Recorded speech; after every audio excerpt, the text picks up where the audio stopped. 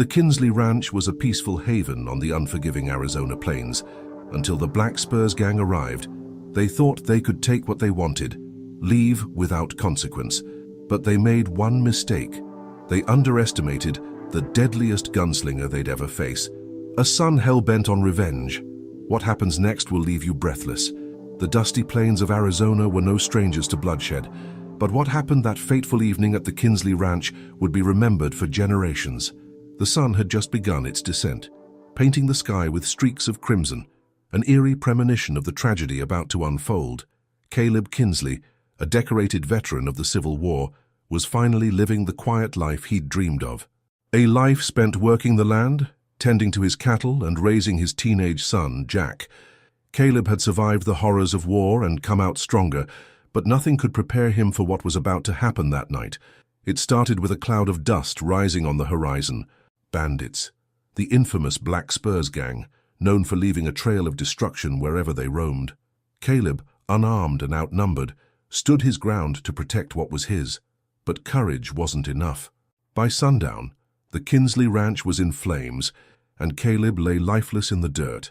The gang made one fatal mistake. They didn't know who they'd crossed, because Caleb's son, Jack Kinsley, wasn't just any farm boy.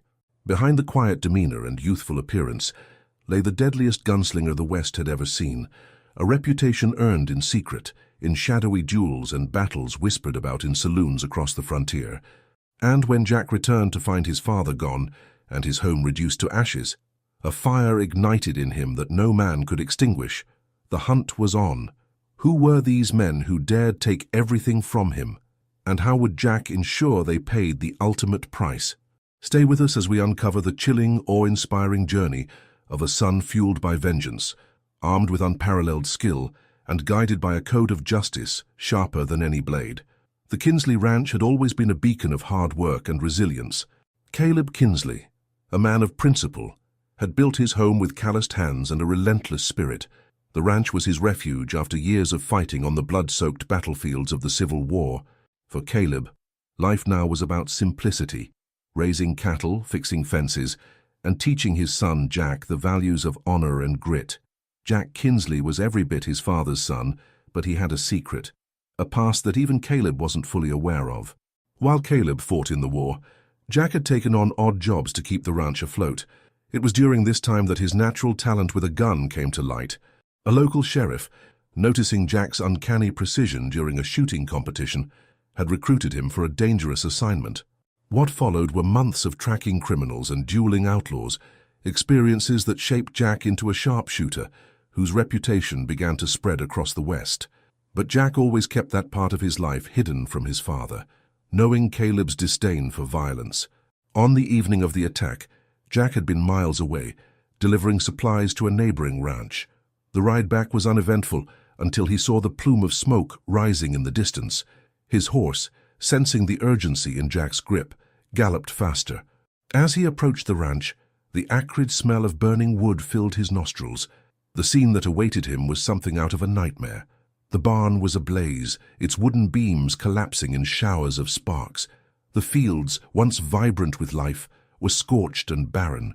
And there, lying motionless in the dirt near the porch, was Caleb. Jack dismounted in a frenzy. Stumbling as his legs hit the ground, he ran to his father, shaking him, calling out his name, hoping, praying that there was still life in him. But Caleb's vacant eyes and the blood pooling beneath him told a different story. Jack sat there in the dirt, clutching his father's lifeless body as tears streamed down his face. Amidst his grief, Jack's sharp instincts began to take over. He noticed the footprints leading away from the ranch, the distinct prints of horses with custom-fitted shoes. Black Spurs gang. Jack had heard of them before, ruthless, bloodthirsty, and always leaving a trail of destruction in their wake. But they'd never crossed anyone like Jack Kinsley. The hours that followed were a blur. Jack buried his father under the old oak tree behind the house, the one Caleb had planted when he first built the ranch. The tree had been a symbol of strength and growth. Now it stood as a solemn marker for a man whose life had been stolen too soon. Jack stood over the grave, his father's Colt revolver strapped to his hip, his mind racing. "This isn't over," Jack muttered, his voice cold and resolute. "Not until they pay for what they've done." Jack's journey began that night, under a sky lit by a crescent moon. Armed with his father's revolver and his own Winchester rifle, he followed the trail left by the gang. Every step was calculated, every decision precise. He remembered the lessons Caleb had taught him: patience, observation, and the importance of knowing your enemy. He tracked the gang through the rugged Arizona terrain, his sharp eyes catching signs that others would have missed. A broken branch here, a discarded cigar butt there. The trail led him to an abandoned mining town, its eerie silence broken only by the occasional creak of rusted windmills. Jack's heart pounded as he approached the outskirts of the town. He knew the Black Spurs were dangerous, but he also knew their type: overconfident, reckless, and prone to underestimating their opponents. He spotted their horses tied near a saloon, their loud laughter echoing through the empty streets. From the shadows, Jack observed their movements. There were 5 of them, each one more imposing than the last. Their leader, a burly man with a scar running down his cheek, held court at the center of the group, regaling them with tales of their latest conquest, the Kinsley Ranch. Jack's jaw tightened as he listened, the fire of vengeance burning brighter with every word. But Jack knew better than to rush in blindly. He needed a plan. He needed to make them fear him the way they'd made his father fear for his life. Jack retreated into the darkness, formulating his next move. The night was his ally, and patience would be his greatest weapon. The abandoned mining town was a ghostly remnant of a bygone era. Jack crouched in the shadows of a crumbling mercantile, the scent of dust and decay heavy in the air. From his vantage point, he could see the saloon where the Black Spurs had made themselves at home. Their raucous laughter and clinking bottles broke the eerie silence, a stark contrast to the lifeless surroundings.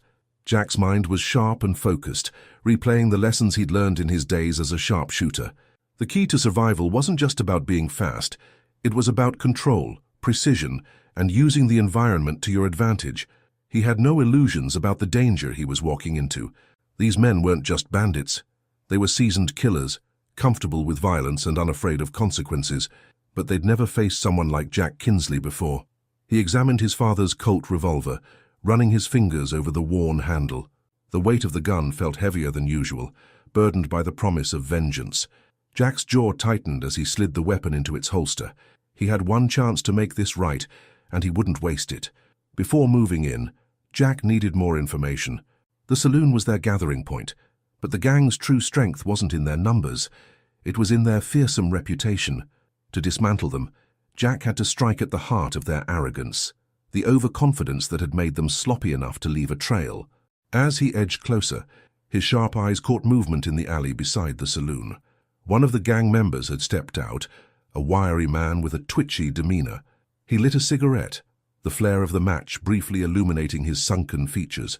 Jack recognized him as Billy Rattlesnake Morgan, known for his quick temper and love of card games. Alone and distracted, Billy was the perfect target for Jack's first move. Jack crept forward, each step deliberate and silent.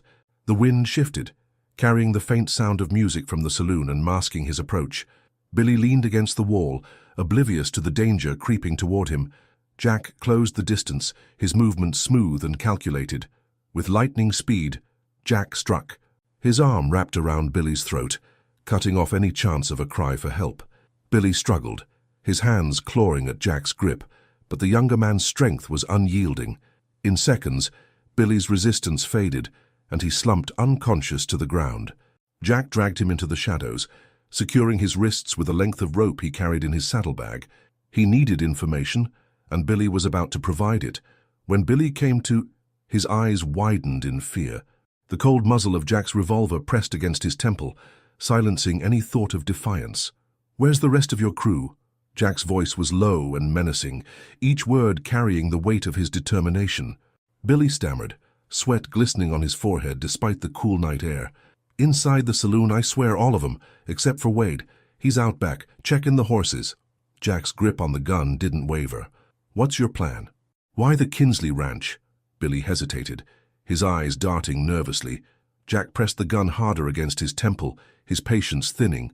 "Answer me, or I'll make sure you never have another chance." All right, Billy gasped. "It was Wade's idea. Said there was money in the house. War money your old man stashed away. We didn't find nothing, though, I swear. Just some land papers and that old rifle in the barn." Jack's heart twisted at the mention of his father's possessions, but he didn't let it show. He needed to stay focused. What about Wade? What's his next move? Billy's voice trembled. He's planning to head south, to the border.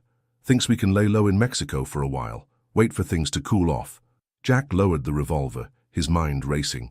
The gang was fractured, their plans disorganized. That gave him an advantage, but he knew this wasn't just about strategy. It was about sending a message. The Black Spurs needed to understand that they weren't invincible. Without another word, Jack knocked Billy unconscious again, ensuring he wouldn't alert the others. He tied him securely to a post in the alley and turned his attention to the saloon. The time for reconnaissance was over. Now, it was time for action.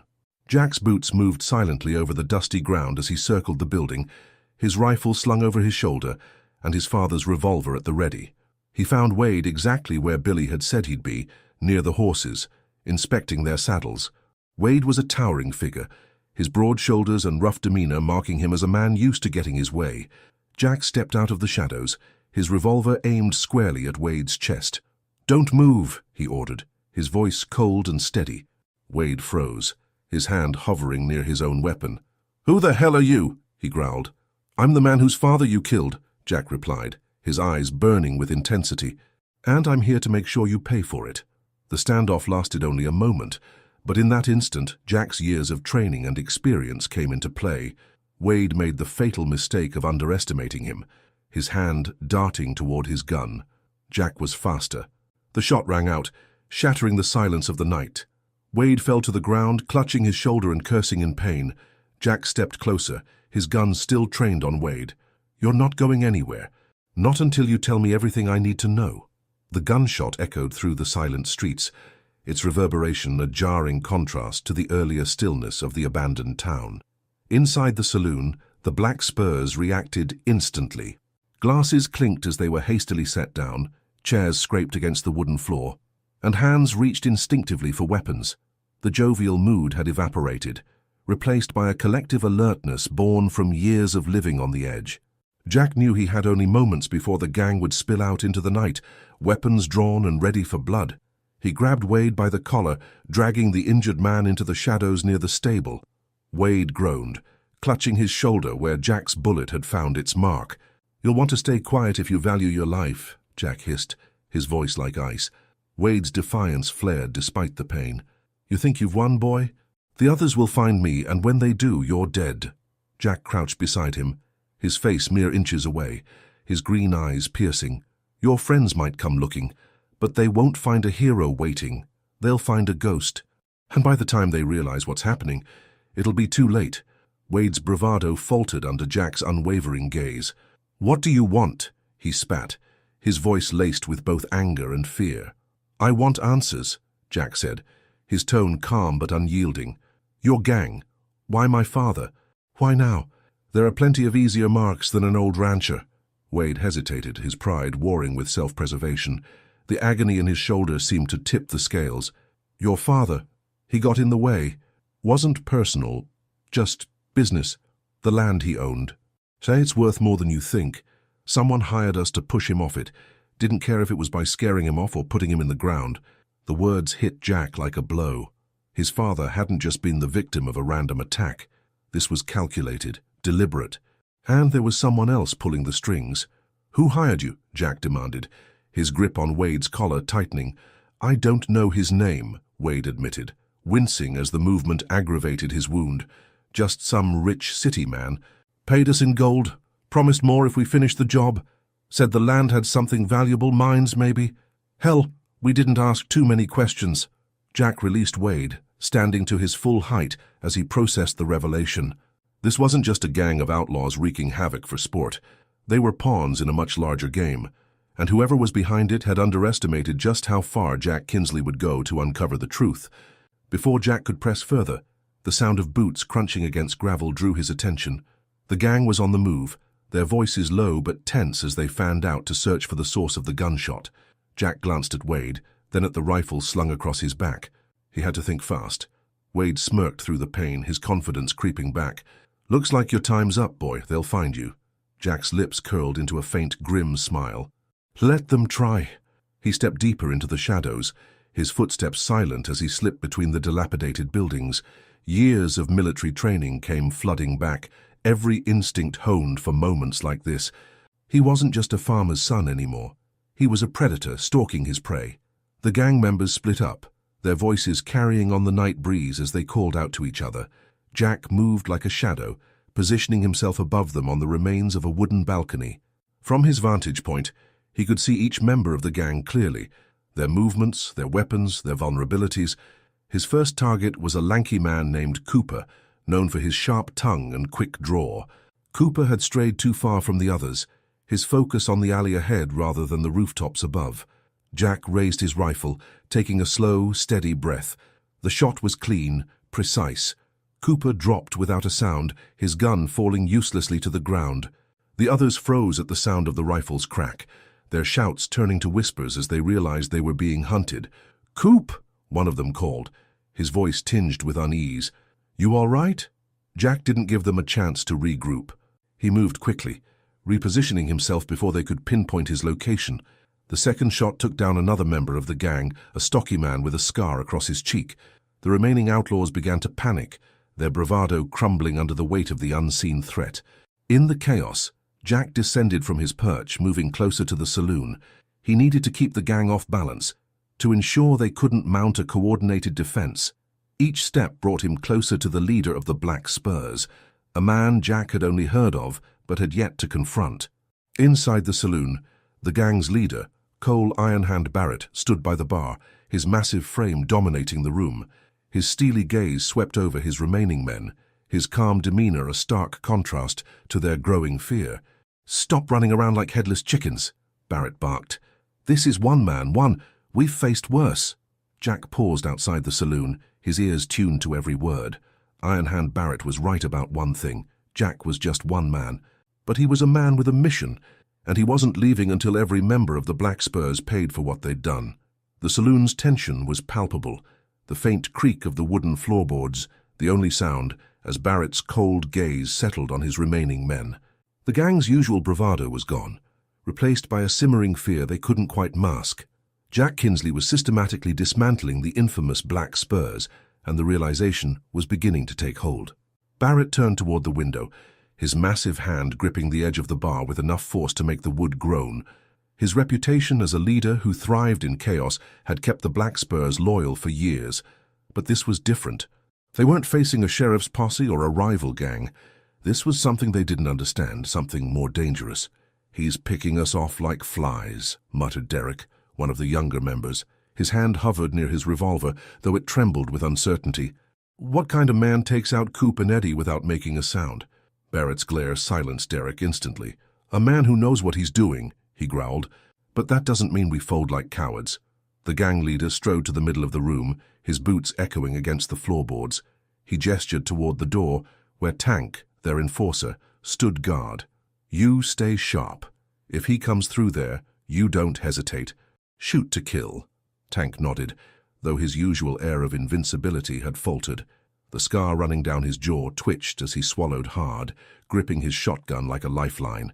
Barrett continued, his voice commanding, "The rest of you, spread out and watch the windows. He's not a ghost. He's flesh and blood like the rest of us, and when he slips up, we'll end him." From his position outside the saloon, Jack could hear every word. Barrett's attempts to rally his men were calculated, but laced with desperation. Jack smiled grimly. Knowing fear had already infected the gang like a slow poison, he adjusted his position, the moonlight casting faint shadows as he circled toward the rear entrance. Inside, Barrett approached the bar and grabbed a bottle of whiskey. He poured himself a generous measure, downing it in one gulp before slamming the glass onto the counter. His gaze flickered to Wade, who had been dragged into the room by two of the gang's bruisers. "Wade," Barrett said, his voice low and dangerous, "you got shot by this, whoever he is. What can you tell us about him?" Wade's face was pale, sweat glistening on his forehead as he clutched his injured shoulder. "He's not just some rancher's son, Cole. This guy, he's military, knows how to move, how to kill."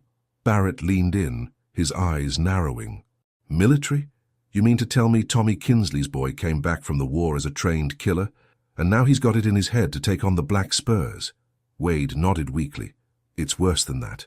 He knows about the job, the man who hired us. He's not just after us, Cole. Hers digging for answers. Barrett's jaw clenched, the veins in his neck standing out as he processed Wade's words.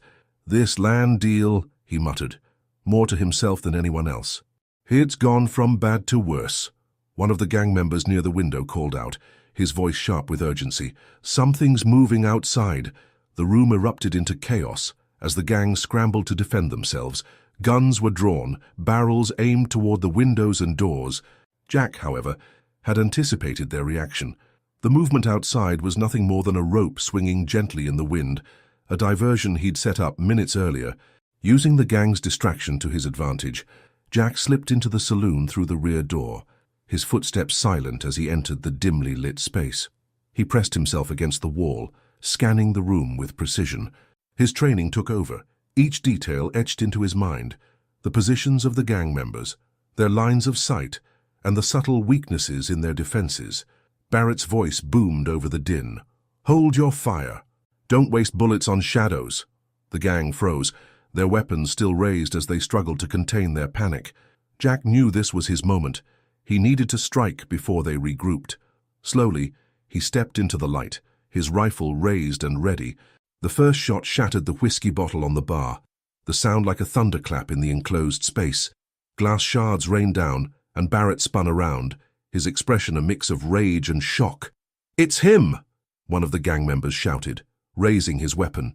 Jack's second shot dropped the man before he could pull the trigger. The gang erupted into chaos, bullets flying wildly as they fired in every direction. Jack moved with calculated precision, using the saloon's layout to his advantage. He ducked behind overturned tables, his rifle picking off targets with deadly accuracy. Barrett barked orders, his voice barely audible over the gunfire. "Take him down! Don't let him escape!" But the gang's cohesion was crumbling.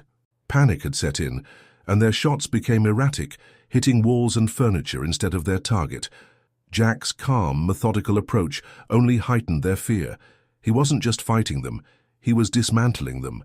As the smoke began to clear, Barrett realized the extent of the carnage. Half his men were down, their bodies slumped over tables or sprawled on the floor. The survivors were shaken, their confidence shattered. Jack emerged from the shadows, his rifle aimed squarely at Barrett. His voice was low but unwavering. "This ends now. You've got two choices. Drop your guns and walk out of here alive, or keep fighting and die where you stand." Barrett's eyes blazed with defiance, but the weight of his losses was undeniable. He raised a hand, signaling his men to lower their weapons. One by one they complied, the clatter of guns hitting the floor the only sound in the room. The silence in the saloon was deafening, broken only by the faint creak of wooden planks beneath Jack's boots as he stepped closer to Barrett.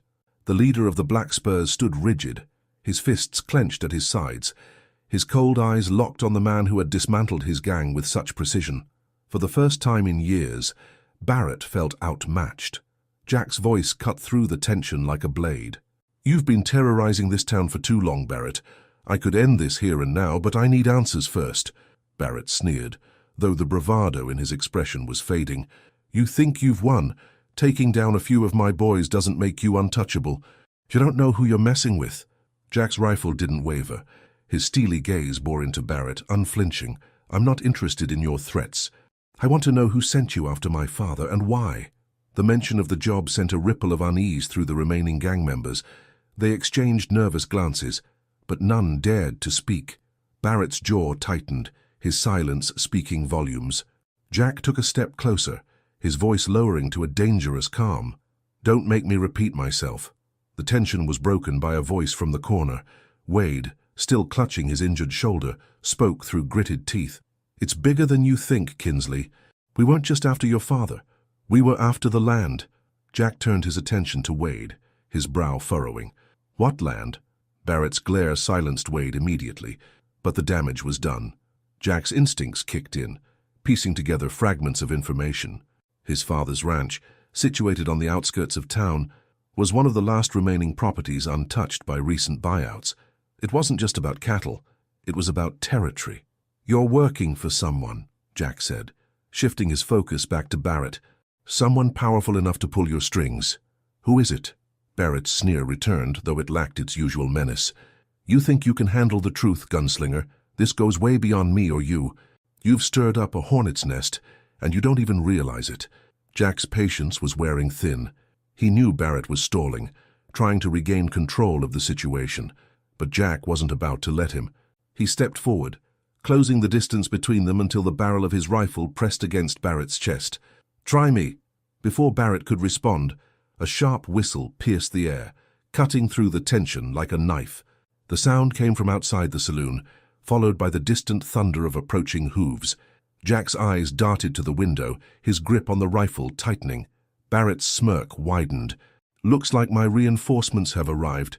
Jack moved swiftly, backing toward the rear of the saloon as the sound of horses grew louder. He knew he couldn't face a fresh wave of gang members head-on, not without regrouping. Turning to the remaining townsfolk huddled in the shadows, he spoke urgently. "Get out of here. Now." The frightened patrons hesitated, their fear of the gang warring with their hope in Jack. Seeing their hesitation, he added, "I'll buy you time. Just go." Sarah, the saloon's owner, was the first to move. She grabbed her young son and darted toward the back exit, her movements quick and deliberate. The others followed, the sound of their hurried steps fading into the night. Jack turned back to the gang, his eyes narrowing as he addressed Barrett.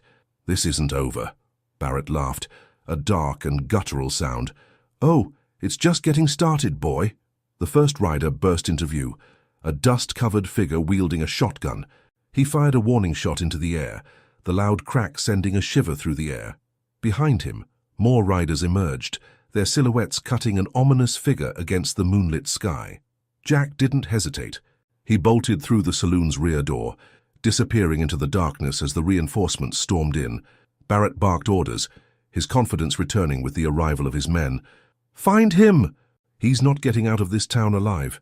Outside, Jack darted through the alleyways, his movements silent and calculated. He had spent years perfecting the art of evasion, and now those skills were being put to the test.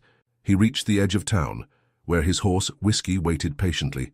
Mounting in one fluid motion, Jack urged the horse forward, the animal responding with a burst of speed. As he galloped toward the open plains, Jack's mind raced. The stakes had just been raised. Barrett's words hinted at something much larger, a conspiracy that extended far beyond the Black Spurs. If the land was truly the target, then his father's murder was just one piece of a far-reaching scheme. Reaching a secluded grove, Jack slowed his pace, allowing Whiskey to catch her breath. He dismounted, scanning the horizon for signs of pursuit. The distant glow of the town was barely visible now, but Jack knew it wouldn't be long before Barrett's men tracked his trail. He crouched beside a small fire pit he had prepared earlier, his hands steady as he lit the kindling. The flames flickered to life, casting long shadows across the rocky terrain. As he sat beside the fire, his mind returned to his father. Tommy Kinsley had been a man of principles, a symbol of resilience in a world growing increasingly corrupt. Jack's resolve hardened as he stared into the flames. "This isn't just about revenge," he murmured to himself. "It's about justice." The fire crackled softly, its warmth a sharp contrast to the chill settling over the plains. Jack sat cross-legged beside the flames, his rifle resting across his lap. He wasn't alone for long. From the shadows of the grove, a figure emerged, slender and cautious, their steps deliberate. Jack's hand instinctively tightened on his rifle until the figure stepped into the firelight. "Sarah." Jack's brow furrowed as the saloon owner stood before him, her face etched with determination and a hint of fear. "I couldn't just stay back," she said, her voice firm. "Barrett's men have the town under their thumb. If you don't stop them now, they'll only tighten their grip. I had to find you." Jack shook his head, frustration creeping into his tone. "This isn't your fight, Sarah. You should have stayed with the others." Sarah's expression hardened. "It's my fight as much as anyone else's, Jack. My son has grown up in a town where fear rules every corner. I won't let that be his future." Her words hit Jack harder than he expected. He saw the fire in her eyes, the same resilience his father had carried through every hardship. With a heavy sigh, he gestured for her to sit. "I don't have time to argue," he muttered. "What do you know?" Sarah lowered herself onto a nearby rock, her hands fidgeting nervously. "I overheard some of Barrett's men talking before you confronted him. They mentioned a name, Carter Vance." Jack froze, his eyes narrowing. The name wasn't unfamiliar. Carter Vance was a notorious land baron with a reputation for using any means necessary to acquire property. If Vance was involved, this wasn't just about the ranch. It was about power, control, and greed. Vance, Jack repeated, his voice low. Of course it's him. My father mentioned someone trying to pressure him into selling. I should have pressed him for details. Sarah leaned forward, her voice urgent. He's not just after the land, Jack. He's after the whole town. Barrett's gang is just the start. Vance is consolidating everything. Farms, businesses, even the railway lines. If he gets your father's land, he'll control the water supply for miles around. Jack clenched his fists, his mind racing. This was bigger than he had imagined. His father's murder wasn't just an act of revenge. It was a calculated move in a much larger game. The sound of distant hoofbeats shattered the moment. Jack stood, rifle in hand, his eyes scanning the darkness. Sarah rose beside him, her breath hitching as the sounds grew louder. They've found us, she whispered. Jack nodded, his demeanor calm despite the impending threat. Stay low, I'll handle this. Sarah grabbed his arm, her grip firm. You don't have to do this alone, Jack. You need allies. Her words lingered as Jack turned his attention back to the approaching riders. Allies. The idea hadn't crossed his mind. His focus had been singular, driven by vengeance and justice. But Sarah was right. This wasn't a fight he could win on his own. The riders appeared on the horizon, their silhouettes backlit by the rising moon. Jack's sharp eyes counted 5 men, each armed and ready. He moved swiftly, extinguishing the fire with his boot and motioning for Sarah to take cover behind a nearby boulder. As the riders approached, Jack stepped into their path, his rifle raised. The leader of the group, a wiry man with a scar running down his cheek, reined in his horse and sneered down at Jack. Well, look what we have here, the man drawled. Barrett said you were trouble, but he didn't mention you were stupid enough to stick around. Jack's expression didn't waver. Turn back. This doesn't need to end in bloodshed. The men laughed, their mockery echoing across the plains. The leader dismounted, his hand resting on the revolver at his hip. You don't scare us, Kinsley. Barrett wants your head and we aim to deliver. Jack moved first. In a blur of motion, he fired a warning shot that clipped the leader's hat, sending it tumbling to the ground. The laughter died instantly, replaced by tense silence. That was a warning, Jack said, his voice cold. The next one won't miss. The leader hesitated, his bravado faltering under Jack's unyielding gaze. He glanced at his men, who shifted uneasily in their saddles. They weren't used to facing resistance. Not like this. Before the leader could respond, a figure emerged from the shadows behind Jack. Sarah stepped forward, her hands clutching a shotgun she had taken from the saloon. Her voice was steady, despite the fear in her eyes. You heard him. Leave. The sight of a second figure, armed and resolute, was enough to tip the scales. The leader scowled, but he knew when a fight wasn't worth the risk. With a sharp whistle, he mounted his horse and gestured for his men to follow. This isn't over, Kinsley, he spat. Barrett'll hear about this. As the riders retreated, Jack lowered his rifle, his gaze fixed on Sarah. You didn't have to do that. Sarah shrugged, her expression defiant. You can't do this alone, Jack. The town needs you, and so do I. Jack's resolve deepened. The fight wasn't just about his father anymore. It was about protecting everything his family had worked for, everything his father had stood for. And if Sarah was right, it was about saving the town from a future ruled by greed and corruption. The retreat of the riders brought a brief moment of calm, but Jack knew it wouldn't last. Barrett wouldn't accept failure, not with the stakes as high as they were. As the sound of hoofbeats faded into the distance, Jack turned to Sarah, who still gripped the shotgun tightly, her knuckles white. We need to move, he said, his voice low and urgent. Barrett's men will regroup, and when they come back, they won't be alone. Sarah nodded, swallowing hard. Where do we go? Jack thought for a moment, his mind racing. He needed more information about Barrett, about Carter Vance, and the scope of their plans. But above all, he needed allies. The town couldn't remain paralyzed by fear if they were to stand a chance. The old chapel on the hill, Jack said finally. It's isolated, and we'll have a vantage point to see them coming. Gather what you can carry, we'll leave now. As they made their way toward the chapel, the moonlight bathed the landscape in a pale glow, casting long shadows across the rolling hills.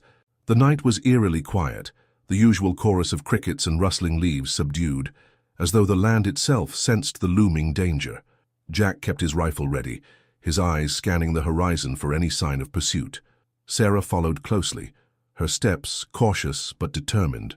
Despite her fear, Jack could see a quiet strength in her, a resolve born from years of enduring hardship. When they reached the chapel, its silhouette loomed against the starry sky, a relic of better times. The wooden structure was weathered but sturdy, its steeple leaning slightly to one side. Jack pushed the creaking door open, motioning for Sarah to enter. Inside, the air was cool and still. Dust motes floated in the moonlight, streaming through broken stained-glass windows. Pews lined the narrow hall, their wood warped and cracked with age. At the far end, a simple altar stood beneath a faded mural of angels in flight. Jack secured the door and began checking the windows for visibility. "This will do for now," he said, his tone clipped. "We can rest, but we can't let our guard down." Sarah set the shotgun against a pew and sat, her hands trembling slightly as she rubbed her temples. "Jack," she began hesitantly, "what if the town won't fight back? What if they're too afraid?" Jack paused, leaning his rifle against the wall. He turned to face her, his expression softening. "They will, Sarah. Fear only works when no one challenges it. Once they see someone standing up, it changes everything." She looked up at him, her eyes searching his face. "And if it doesn't, what if we're alone in this?" Jack crouched in front of her, his gaze steady. "Then we fight anyway. Because it's the right thing to do." The sound of approaching hoofbeats shattered the stillness, drawing both Jack and Sarah to their feet. Jack moved to the nearest window, peering through the cracked glass. 3 riders were making their way up the hill, their lanterns casting flickering light across the ground. "It's not Barrett's men," Jack murmured, his eyes narrowing. "They're carrying something. Supplies, maybe." Sarah joined him at the window, her brow furrowing. "Who are they?" Jack grabbed his rifle, his voice tense. "Stay here." Before she could protest, Jack slipped out the back door, moving silently through the shadows. He circled around the chapel, positioning himself near the approaching riders. From his vantage point, he could hear their muffled conversation. "He'll be waiting," one of the riders said, his voice gruff. "We just need to drop this off and get out of here." The second rider, a younger man with a nervous tone, replied, "You think he'll really show up?" "Barrett's been breathing down everyone's necks lately." Jack stepped into the light, his rifle trained on them. "Who are you waiting for?" The riders froze, their hands hovering near their holstered pistols. The older one squinted at Jack, his hand slowly raising in a gesture of peace. "We're not looking for trouble." "Then you found the wrong hill," Jack said coldly. "Start talking." The younger rider swallowed hard, his fear evident. "We're delivering supplies for Barrett." Jack's jaw tightened. "What supplies, and who are you delivering them to?" The older rider hesitated, then sighed. "It's for someone in town. Don't know his name, but he's been working with Barrett. Keeps his head down. Doesn't draw attention." Jack's mind raced. If there was someone within the town aiding Barrett, it explained why the gang's grip had been so unyielding. An inside man would have access to information, resources, everything Barrett needed to maintain control. "How you're going to deliver a message instead," Jack said, lowering his rifle slightly. "Tell Barrett I'm coming for him, and tell his friend in town that his days of hiding are over." The riders exchanged uneasy glances but nodded, eager to escape. They turned their horses and disappeared into the night, their lanterns bobbing like distant fireflies. Jack returned to the chapel, his expression grim. Sarah stood by the door, her face filled with concern. "What happened?" "Barrett has someone in town working with him," Jack said. "Someone feeding him information and helping him keep control." Sarah's eyes widened. "Who?" Jack shook his head. "I don't know yet, but we'll find out." As the first light of dawn crept over the horizon, Jack and Sarah prepared for what lay ahead. The stakes were higher than ever, and the fight was far from over, but Jack's resolve was unshakable. He wasn't just fighting for his father's memory. He was fighting for the soul of the town. The first rays of dawn filtered through the cracked windows of the chapel, casting a golden light across its weathered interior. Jack stood near the altar, lost in thought, while Sarah prepared a modest breakfast from the supplies they'd managed to bring with them. The silence between them was heavy, laden with unspoken fears and unanswered questions. Jack finally broke the quiet. "If there's someone in town working with Barrett, they're the key to ending this. Find them and we can dismantle his entire operation." Sarah paused, a tin mug of coffee in her hands. But how do we find them? It could be anyone. Someone desperate, scared, or worse. Someone who believes in what Barrett's doing. Jack turned to her, his green eyes sharp with determination. We start by watching the patterns. Barrett's men don't act without coordination. Whoever it is, they'll have left a trail. By mid-morning, the two set out toward town, careful to avoid the main roads. Jack moved with the practiced ease of someone who had spent years tracking and avoiding enemies, his rifle slung across his back. Sarah followed close behind, her grip on the shotgun steady despite her unease. The town came into view as they crested a low hill. Millbrook was quiet, its streets nearly deserted. Smoke curled lazily from a few chimneys, and the occasional bark of a dog broke the stillness. Jack's eyes scanned the town, his gaze lingering on the saloon and the blacksmith shop. "We need to split up," Jack said, his voice low. "I'll start at the saloon. Barrett's men drink there when they're in town. You go to the general store. Listen for anything unusual. People talking about Barrett or supplies going missing." Sarah hesitated, her brow furrowing. "Are you sure splitting up is a good idea?" Jack gave her a small, reassuring smile. "I'll be fine. Meet me back here in an hour." Reluctantly, Sarah nodded and headed toward the store, her steps quick but careful. Jack adjusted his hat and made his way toward the saloon, his hand resting lightly on his holster. The saloon was dimly lit, the air thick with the smell of stale beer and cigar smoke. A few patrons sat at scattered tables, nursing drinks despite the early hour. Jack approached the bar, his boots echoing softly on the wooden floor. The bartender, a wiry man with a grizzled beard, eyed Jack warily. "What'll it be?" "Information," Jack replied, sliding a coin across the counter. "About Barrett's men." The bartender hesitated, glancing around before leaning in slightly. "You're looking to stir up trouble, ain't you?" "Trouble's already here," Jack said, his tone even. "I'm just looking to end it." The bartender sighed, pocketing the coin. "They've been coming and going more often lately. Always meeting someone in the back room, don't know who, but it's someone local. Quiet type. Keeps their head down." Jack's jaw tightened. "You ever get a name?" The bartender shook his head. "No names. Just saw 'em once. Dark coat, wide-brimmed hat. Couldn't make out much else." Before Jack could press further, the saloon door creaked open. Two of Barrett's men walked in, their spurs jangling with each step. Jack recognized them from the ambush near the farm. He turned back to the bar, keeping his face hidden beneath his hat.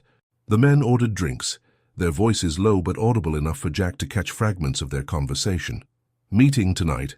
Gotta be careful. Barrett's on edge. Can't believe he's putting so much trust in some farmer." Jack's ears pricked at the word farmer. Could the traitor be someone he and Sarah had known for years? Someone who had broken bread with his father? The thought sent a surge of anger through him, but he forced himself to remain calm. Meanwhile, Sarah entered the general store, her gaze sweeping the shelves and the few patrons browsing the goods. She approached the shopkeeper, a kind-faced woman named Eleanor who had known her since childhood. "Morning, Sarah," Eleanor greeted her warmly. "Haven't seen you in a while. Everything all right?" Sarah forced a smile, trying to get by like everyone else. "Heard anything strange lately? People talking about Barrett or his men?" Eleanor's expression darkened. "They've been around more than I'd like. Bought up most of the supplies last week, more than usual.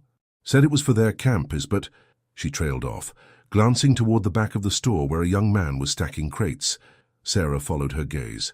The young man, no older than 20, avoided meeting their eyes as he worked. His movements were stiff, almost nervous. Who's he?" Sarah asked quietly. "Name's Will," Eleanor replied. "New in town, keeps to himself, mostly. Came looking for work a few months ago." Sarah watched Will closely, noting the way he flinched when Eleanor mentioned Barrett's name. She decided to approach him, her voice gentle but firm. "Will, can I ask you something?" The young man froze, his hands gripping the edge of a crate. "I don't want any trouble," he muttered. "I'm not here to cause trouble," Sarah said. "But if you know something about Barrett, anything, you need to tell me." Will hesitated, his shoulders slumping. "I didn't have a choice," he whispered. "Barrett's men. They threatened my family. Said if I didn't help them, they'd—" His voice broke, and Sarah felt a pang of sympathy. "Help them how?" she pressed. Will glanced around nervously. "They made me deliver messages. Supplies. I didn't know what I was getting into, I swear." Sarah placed a reassuring hand on his arm. "It's not too late to make it right. Tell me everything you know." An hour later, Jack and Sarah regrouped on the outskirts of town. Sarah recounted what she'd learned from Will, while Jack shared the details from the saloon. "It has to be the same person," Jack said, his mind piecing the clues together. "The one meeting Barrett's men in the back room, he's the key to this." Sarah nodded, her resolve hardening. "What do we do now?" Jack adjusted his rifle strap, his expression grim. "We expose them, and we make sure Barrett knows his days are numbered." As dusk fell over Millbrook, the town streets seemed even quieter than usual, the stillness broken only by the occasional shuffle of boots or the creak of a swinging sign. Jack and Sarah moved with purpose, their faces shadowed by their hats. The information Sarah had gathered from Will had pointed them to the blacksmith's shop, a seemingly innocuous building where the back room allegedly served as a meeting point for Barrett's informant. The plan was simple in theory: expose the traitor, cut off Barrett's information pipeline, and force him into a position where he could no longer predict their moves. In practice, Jack knew this would be dangerous. If the informant was smart, they'd be prepared for an ambush. Worse, Barrett's men could be watching the shop. Jack tightened his grip on his rifle as they reached the edge of the blacksmith's yard. The forge glowed faintly, casting flickering orange light on the surrounding buildings. Inside, the sound of hammering rang out intermittently, but there was no sign of anyone in the back room. "We need to be careful," Jack murmured. "If we spook him, he'll bolt, and Barrett will know we're onto him." Sarah nodded, her shotgun held steady. "What's the plan?" Jack scanned the area, his eyes narrowing. "We wait. He'll have to make his move eventually." For nearly an hour, the two remained hidden, watching the blacksmith shop from a nearby alley. The town's usual rhythms had slowed as night took hold. The faint sound of laughter drifted from the saloon, and a dog barked in the distance. Then movement. A figure emerged from the shadows, slipping around the side of the shop. Jack's heart quickened as he recognized the wide-brimmed hat and dark coat described by the bartender. The man moved with practiced caution, pausing frequently to look around before heading toward the back entrance. "That's him," Jack whispered. "Stay here." Before Sarah could protest, Jack stepped into the street, his boots crunching softly on the dirt. He moved quickly but silently, closing the distance between himself and the informant. "Evening," Jack said, his voice calm but firm. The man froze, his hand hovering near his side. Jack's rifle was already trained on him. "No sudden moves," Jack warned. "I just want to talk." The informant slowly raised his hands, turning to face Jack. Beneath the brim of his hat, his face was partially obscured by a scarf. His eyes, however, betrayed fear, and something else: recognition. "You don't understand," the man stammered. "I had no choice." Jack's jaw tightened. "That's what they all say. Start talking. Who are you working for, and what have you told them?" The man hesitated, his gaze darting to the side. Jack didn't need to look to know someone else was there. "Drop it!" Sarah's voice rang out, firm and steady. She had stepped out of the alley, her shotgun leveled at a second figure emerging from the shadows. It was one of Barrett's men, his pistol half drawn. The man scowled, but slowly let the weapon fall to the ground. Jack kept his focus on the informant. "Who are you meeting here?" Jack demanded. "They made me do it," the man said, his voice shaking. "Barrett's men. They've got my family. They said they'd kill them if I didn't help." Jack's grip on the rifle loosened slightly. He understood desperation, the kind that drove people to betray their principles. But his father's blood was on Barrett's hands, and the informant had played a part in that. "What did you tell them?" Jack pressed. "Everything," the man admitted, his voice barely above a whisper. "About your plans, your movements, your father." Jack's heart twisted painfully at the mention of his father. His voice hardened. "Where are they holding your family?" The man hesitated, then finally spoke. "Barrett's camp, the old mining site, about 10 miles north of here. That's where they're keeping everyone they've taken." Jack and Sarah exchanged a glance. This was more than they'd hoped for, a location for Barrett's base, as well as the possibility of rescuing those who had been taken. But it also meant walking straight into enemy territory. Sarah stepped closer, her eyes narrowing at the informant. "If you want to save your family, you're going to help us. You're coming with us to Barrett's camp." The man's face paled. "Are you crazy? If they see me, they'll kill me. And my family." Jack's expression was grim. Then you'd better hope we're faster than they are. The group moved quickly, slipping out of town under the cover of darkness. The informant led the way, his knowledge of the terrain proving invaluable as they avoided the main roads. Jack kept his rifle ready, his senses heightened. Sarah followed closely, her shotgun at the ready. As they neared the old mining site, the faint glow of campfires came into view. The smell of smoke and the low murmur of voices drifted through the air. Jack motioned for the group to stop, crouching low as he surveyed the camp. Barrett's men were scattered, most gathered around the largest fire at the center of the camp. Jack counted at least 10, more than he'd expected. "This won't be easy," Sarah whispered. Jack nodded, his mind racing. "We'll need a distraction, something to draw them away from the prisoners." The informant spoke up, his voice trembling. "There's a supply wagon near the edge of camp. If we set it on fire, it might buy you some time." Jack considered the plan, then nodded. "Good, you'll light it." The man's eyes widened in panic. "What? No. You want your family back?" Jack cut him off. "This is how you help." As the informant crept toward the wagon, Jack and Sarah positioned themselves near the prisoners, hidden by the shadows. The seconds stretched into what felt like hours, the tension so thick it was almost suffocating. Then, the wagon erupted in flames. Shouts filled the air as Barrett's men scrambled toward the fire. Jack and Sarah moved quickly, slipping into the area where the prisoners were held. Jack's heart clenched as he saw the conditions. The people huddled together, their faces gaunt with fear and hunger. Among them was a boy, no older than 10, clutching his mother's hand. "We're getting you out of here," Jack whispered. "Stay quiet and follow us." The group began to move, their footsteps muffled by the dirt. But as they neared the edge of camp, a shout rang out. "They're escaping." Jack's blood ran cold. The element of surprise was gone. The alarm spread through Barrett's camp like wildfire. Jack's heart pounded as the shouts grew louder, accompanied by the hurried stomps of boots and the metallic clinking of weapons being drawn. The prisoners, many of them weak from days or weeks of captivity, moved as quickly as they could, guided by Sarah's steady voice. "Keep low, stay together," Sarah whispered fiercely, her shotgun ready as her eyes darted around for threats. Jack took point, his rifle raised. His sharp eyes scanned the shadows, every flicker of light from the flames a potential enemy. He motioned for the group to follow him toward a narrow path at the edge of camp, one that disappeared into the cover of the surrounding woods. But just as they reached the edge, a gunshot rang out. The sound was deafening, slicing through the night air. Jack turned instinctively, spotting one of Barrett's men, a wiry figure with a crooked grin, aiming a revolver in their direction. Jack didn't hesitate. His rifle cracked, the shot clean and precise. The man crumpled to the ground before he could fire again. The noise, however, had drawn attention. More of Barrett's men were converging on their position. "We don't have time for this," Sarah hissed, helping a woman who had stumbled in the commotion. "Go," Jack barked. "Get them into the woods. I'll hold them off." Sarah's face tightened, but she didn't argue. She took charge of the prisoners, ushering them into the safety of the trees. Jack turned back to face the camp, his rifle ready. He'd faced worse odds before, but the stakes had never felt so personal. Barrett's men spread out, their voices barking orders as they searched the camp. Jack used the chaos to his advantage, moving silently between shadows, picking off one man after another.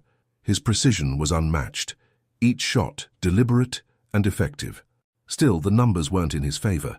For every man he took down, more seemed to appear, their faces twisted with determination and anger. Jack's mind raced as he calculated his next move. He needed to buy Sarah and the prisoners enough time to escape. A sudden movement caught his eye.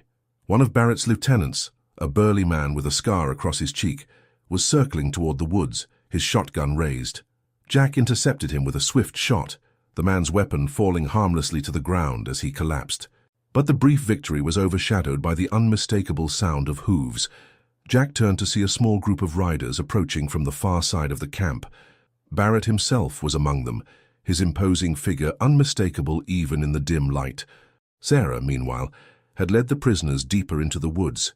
Her heart pounded as she glanced back and the flickering light of the campfires still visible through the trees.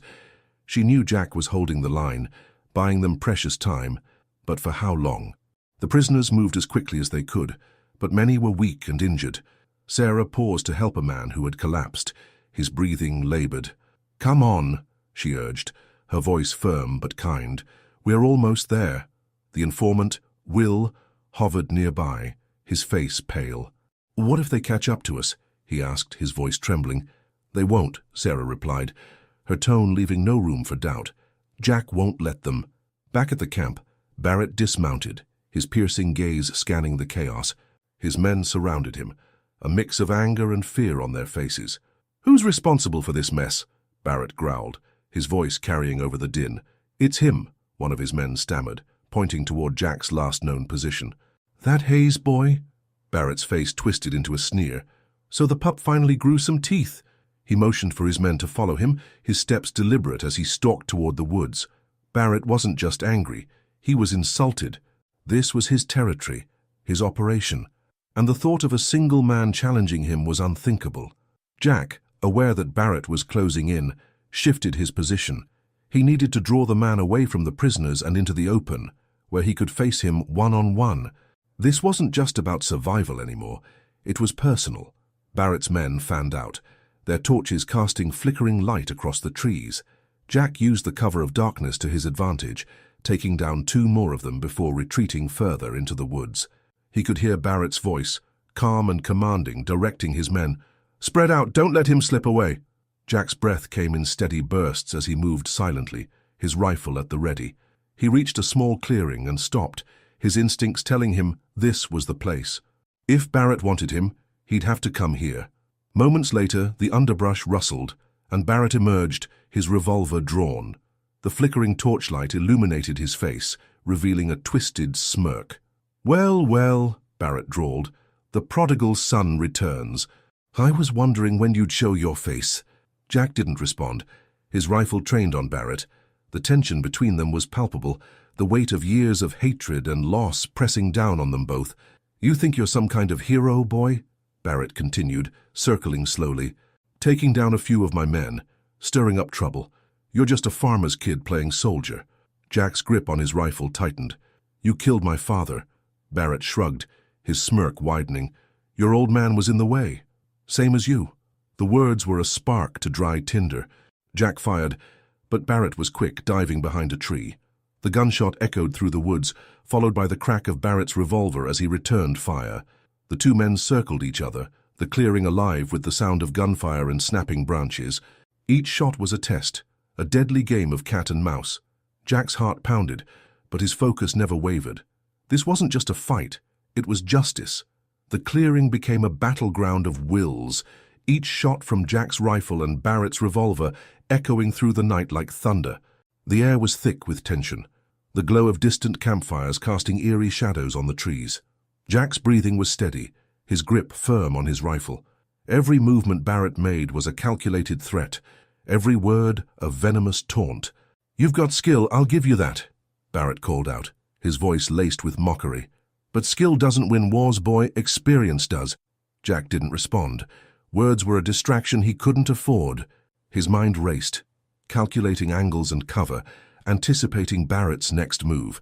His father had taught him that words could deceive, but actions always revealed the truth, and Barrett's actions had marked him as a killer without remorse. From behind the cover of a thick oak, Barrett fired another shot, the bullet striking the dirt mere inches from Jack's position. Jack shifted quickly, finding a new vantage point behind a fallen log. He could see Barrett's outline now, illuminated briefly by the glow of his cigar. Jack raised his rifle, his finger tightening on the trigger. The crack of Jack's shot was followed by a sharp grunt from Barrett, who stumbled backward, clutching his arm. Blood seeped through his sleeve, dark and ominous in the dim light. But instead of retreating, Barrett's face twisted into a snarl. "You think that's enough to stop me?" he spat, his voice dripping with venom. "Your father begged for mercy, and look where it got him." Jack's jaw tightened, the words cutting deeper than any wound. He stepped forward, his rifle still raised. "You don't talk about him," Jack growled, his voice low and steady. "Not after what you've done." Barrett's laughter was cold and hollow. "Oh, I'll talk about him all I want. He was weak, just like you. That's why he's 6 feet under." The words ignited a fire in Jack, but he didn't let it consume him. His training, his instincts, all told him to stay calm, to wait for the right moment. Barrett was trying to provoke him, to draw him into a mistake. Jack wouldn't give him the satisfaction. Barrett moved again, darting between trees with surprising speed for a man his size. Jack tracked him carefully, his rifle following every movement. He could feel the weight of the moment, the culmination of everything that had brought him here. This wasn't just about revenge, it was about justice, about standing up to a man who had terrorized not just Jack's family, but the entire town. As Barrett reached the edge of the clearing, he turned and fired, the shot grazing Jack's side. Pain flared, but Jack didn't falter. He gritted his teeth, his focus unbroken. He returned fire, the shot hitting a tree just inches from Barrett's head. "You've got guts, I'll give you that," Barrett sneered, retreating further into the woods. "But guts don't mean much when you're dead." Jack followed, his steps measured but unrelenting. The woods closed in around them, the tall trees casting long shadows that danced in the firelight. The sounds of the camp had faded, leaving only the distant rustling of leaves and the heavy breathing of two men locked in a deadly dance. Barrett made his stand in a small hollow, the ground littered with fallen branches and dead leaves. He crouched behind a large rock, his revolver trained on the path Jack would have to take to reach him. The older man's confidence wavered, his injured arm trembling as he tried to steady his aim. He had underestimated Jack, and now he was paying the price. Jack approached cautiously, his rifle at the ready. He could see Barrett's position now, the older man's silhouette barely visible against the dark backdrop of the forest.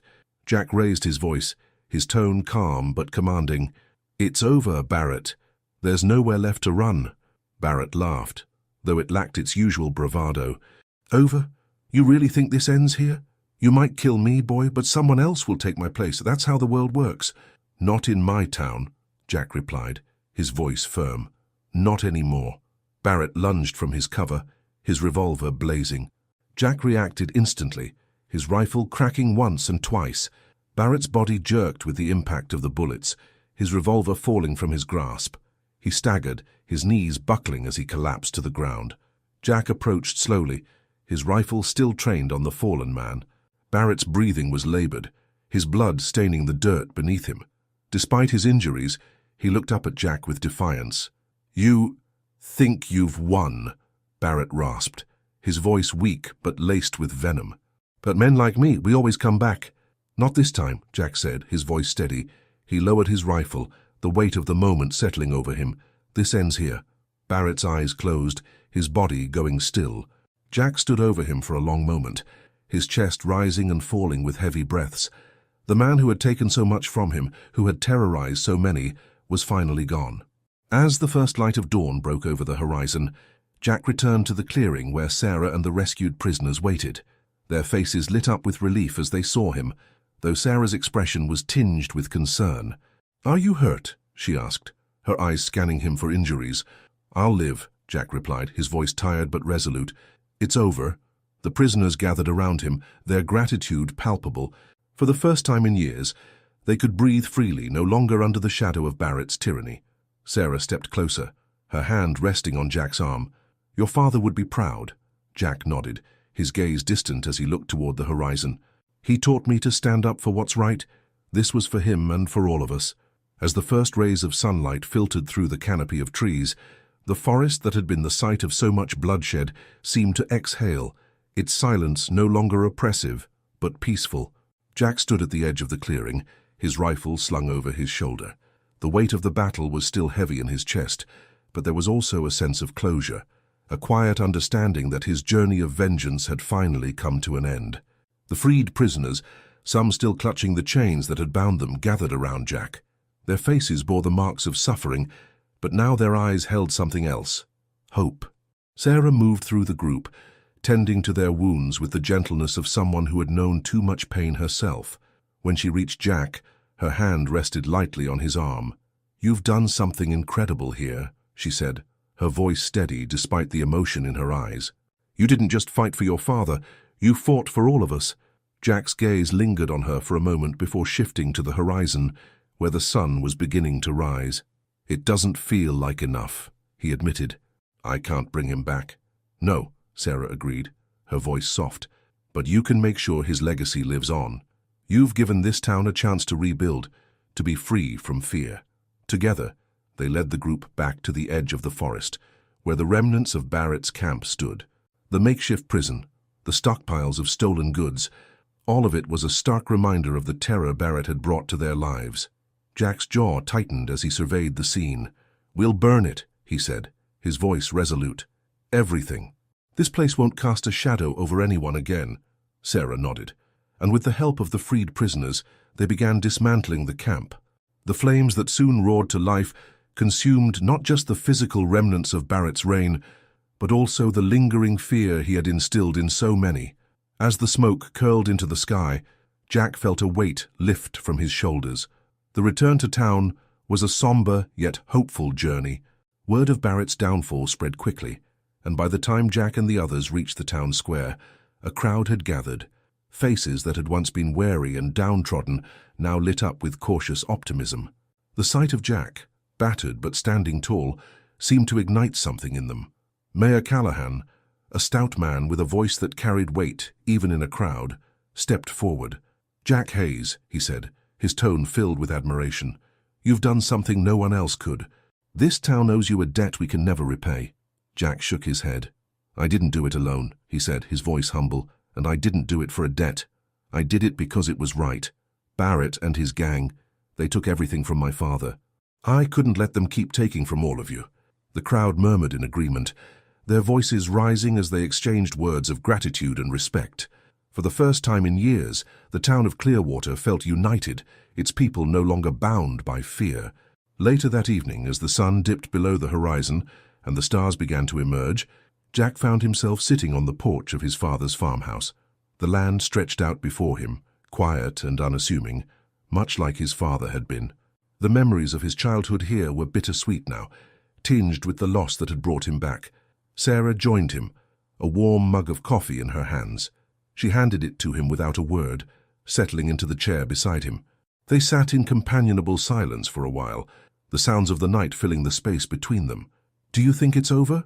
Sarah finally asked, her voice barely more than a whisper. Jack took a long sip of coffee before answering. "For now," he said. "But there'll always be others like Barrett, people who think they can take what they want, hurt whoever they want. Then they'll need someone like you to stop them," Sarah said, her tone firm. "Someone who won't back down." Jack didn't respond right away. He stared out at the fields, his father's voice echoing in his mind. "Stand tall, son. Do what's right, no matter the cost." "I'm not sure I'm that person," Jack admitted. "I came back here to find peace, not to keep fighting." Sarah smiled gently. "Maybe peace isn't something you find. Maybe it's something you make." As the stars filled the sky, Jack felt a strange sense of clarity. His father's death, the battle with Barrett, the people he had saved. It was all part of a larger story, one he was still figuring out how to live. But for the first time in a long while, he felt like he could move forward. The next morning, Jack stood in the town square as the townsfolk began to rebuild. He lent his hands where he could, helping to repair the damage Barrett's gang had caused. The work was hard, but it was fulfilling. Each nail driven into wood, each brick laid, felt like a step toward healing, not just for the town, but for himself. By the end of the week, Clearwater had begun to transform. The saloon that Barrett had turned into his headquarters was now a community center. The people who had lived in fear for so long were reclaiming their lives, their laughter and determination filling the air. Jack stood at the edge of the square, watching the activity with a sense of quiet pride. Sarah approached him, a small smile playing on her lips. "Oh, you're leaving, aren't you?" He nodded. "There's more I need to do, more places like this that need help." "Then promise me you'll come back," Sarah said, her voice steady.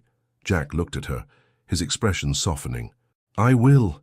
With that, he mounted his horse and rode toward the horizon, the morning sun at his back. Clearwater was safe, his father's memory honored, but Jack's journey was far from over. There were still battles to fight, lives to protect, and a world to make better. And Jack Hayes, the deadliest gunslinger, was ready for the challenge. If you were inspired by Jack's unwavering courage and determination, make sure to subscribe to our channel and hit the notification bell so you don't miss the next incredible tale. What will Jack face next? Will his quest for justice lead him to even greater challenges? Stay tuned to find out. And if you enjoyed this story, you won't want to miss our next video. It's already queued up for you. Click on it now to uncover another gripping adventure full of courage, action, and unforgettable twists. Thank you for watching, and we'll see you in the next one.